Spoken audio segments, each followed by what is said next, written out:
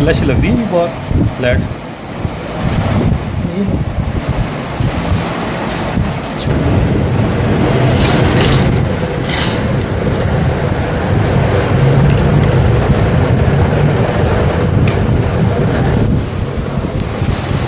अच्छा हूँ जो शीतल बनना है थल्ले जी। फुल सुई थल्ले अच्छा इतना फुल सुई थल्ले करके ना जी जी। ते यह चीज़ तकनी है वैसा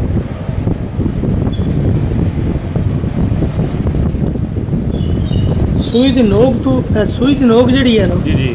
शीतल दी नोक तो थल्ले होनी चाहिए मसन नोक जो दाना विच या सुई धागा जेड़ा जिस सुई पाने दा जेड़ा सराख है ना सुई दा जी जी।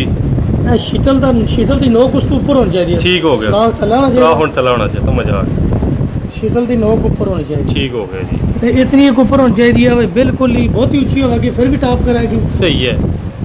भाई ये सिर्फ इतना एक जड़ा ना इतना एक सराख थल्ले होना चाहिए ठीक है। भाई सुई का जड़ा धागा है ना वो नाल टच ना हो। सही है।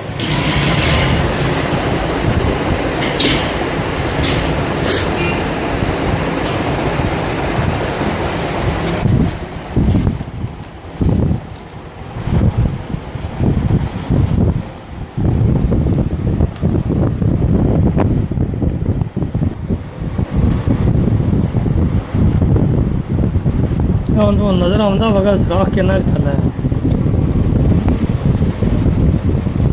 सही है। तकरीबन नोक नाल थोड़ा जा थल्ले गया है ਥੋੜਾ ਜਿਹਾ ਥੱਲੇ शटल ਰੱਖੋ या अगर दूसरे लफ्ज़ जिस जो वेले ना लगे ना फुल जी इसकी मुड़ के थोड़ा जिहा चुकना ऊपर है तू फेर के ना शीतल गज थल्ले फुल भाल के ठीक है। मुड़ के थोड़ा जिहा गज ऊपर चुकना ठीक हो अपने गया ले पासे जे इधर फेर के चुकसो ना इसरा जी।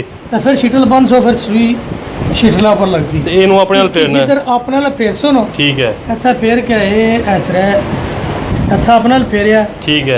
ਇੱਥੇ ਤੁਸੀਂ ਰੱਖਿਆ ਵਾ ਗਜ਼ ਥੋੜਾ ਜਿਹਾ ਚੁਕਣ ਗਿਆ ठीक है। ਮੁੜ ਕੇ ਇਹਦਾ ਸਰਾਖ ਬਰਾਬਰ ਰੱਖ ਕੇ ਤੇ ਤੁਸੀਂ ठीक हो ਜਿਸ गया। ਵੇਲੇ ਸੂਈ ਕੀ ਬਣ ਸੋਣਾ ਤੇ ਜਿੱਧਰ ਮਰਜ਼ੀ ਤੁਸੀਂ ਇਸकी ਫੇਰੋ ਕਿਸੇ ਪਤਾ ਨਹੀਂ ਲੱਗਣ ਲੱਗਾ ਹੈ सही हो गया ਬਾਜ਼ੇ ਕੀ ਦਸੀ ਦਾ ਹੈ ਨਾ जी जी। और पुठी फेर के पुट्ठी फेर देन जिला जिले सुई बन देन जी जी। मुड़ के आदे उस्ताद जी तो फिर लगता है ऊपर मतलब शटल ਨੂੰ ਇਹਦੀ ਨੂੰ ਚੱਕੇ ਨੂੰ ਆਪਣੇ ਵਾਲੇ ਪਾਸੇ ਆਪਣੇ ਵਾਲੇ ਫੇਰਨਾ ਪਾਸੇ ਜਿੱਧਰ ਫਿਰ ਮਰਜ਼ੀ- ਭਾਲ ਕੇ ਤੇ ਉਹਨੂੰ ਉਹਦੇ ਸੂਈ ਤੱਕ ਹੈ ਦਾਣਾ ਤੱਕ ਹੈ ਤੇ ਉਹਦੇ ਦੰਦਾਲਾਂ ਦੀ ਜਿਹੜੀ ਹੈ ਉਹ ਦੰਦਾਲਾਂ ਤੱਕ ਉਹਦੀ ਸ਼ਟਲ ਦੀ ਨੋਕ ਵੀ ਆਉਣੀ ਚਾਹੀਦੀ ਜੇ ਉਸ ਨੂੰ ਲੱਗੇ ਸੋ ਦੱਸਣ ਜਿਲੇ ਉਹਲੇ ਵੀ ਸੂਈ ਨੂੰ ਥੱਲੇ ਬਹਿਣਾ ਚਾਹੀਦਾ ਆਉ ਸਲਾ ਵੀ ਥੱਲੇ ਦਾ ਬਸ ਇਹ ਜੇ ਨੋਕ ਆਈ ਹੈ ਸ਼ਟਲ ਦੀ ਦੰਦਾਲ ਦੇ ਕੋਲ ਪਹੁੰਚ ਗਿਆ ਤੇ ਫਿਰ ਸੂਈ ਨੂੰ ਥੱਲੇ ਬਹਿਣਾ ਚਾਹੀਦਾ ਜੀ। ਇਹ ਇੱਥੇ ਹੁਣ ਬਹਿ ਗਈ ਹੈ ਕੋਤਰੀ ਤੇ ਹੋ ਗਿਆ ਲੀਨ ਜੀ ਕੋਈ ਗੱਲ ਤੇ ਐਨਾ ਹੋ ਜਾ ਜਿਹੜੀ ਅੱਗਾ ਹੈ ਨਾ ਨੋਕ ਜੀ ਜੀ ਜੀ। ਇਹ ਸੂਈ ਦੇ ਬਰਾਬਰ ਰੱਖਣੀ ਹੈ ਸੂਈ ਦੇ ਇਹ ਨੋਕ ਸੈਂਟਰੀ ਚ ਹੈ ਸੂਈ ਦੇ ਸਹੀ ਹੈ। ਉਸ ਤੋਂ ਬਾਅਦ ਇਹ ਸ਼ੀਤਲੀ ਇੱਥੇ ਵਕਫਾ ਹੋਵੇਗਾ ਕਿਹੜੀ ਜਗ੍ਹਾ ਜੀ ਜੀ।